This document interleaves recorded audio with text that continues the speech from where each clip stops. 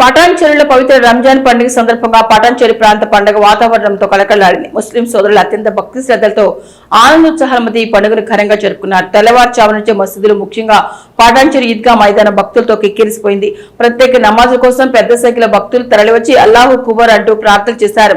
పటాన్చెరు ఈద్గా వద్ద ముస్లిం సోదరులు భారీగా హాజరై నమాజ్ నిర్వహించగా Patancheru CI Vinayak Reddy, traffic CI Lalu Nayak ఆధ్వర్యంలో కట్టుదిట్టమైన బందోబస్తు ఏర్పాటు చేశారు. ఈద్గా పరిసర ప్రాంతాల్లో ట్రాఫిక్ నియంత్రణతో ఎటువంటి అంతరాయం లేకుండా ప్రార్థనలు ప్రశాంతంగా పూర్తయ్యేలా పోలీసులు నిరంతర పర్యవేక్షణ నిర్వహించారు. రంజాన్ నెల రోజుల పాటు ఉపవాస దీక్షలు పాటించిన ముస్లింలు ఈద్ పండుగను అత్యంత భక్తి శ్రద్ధలతో ఆనందంతో స్వాగతించారు. నమాజ్ అనంతరం ఒకరినొకరు ఆలింగనం చేసుకుంటూ ఈద్ ముబారక్ అంటూ శుభాకాంక్షలు తెలుపుకున్నారు. చిన్నారుల నుండి పెద్దల వరకు అందరూ కొత్త దుస్తులు ధరించి పండుగను ఉత్సాహంగా జరుపుకున్నారు.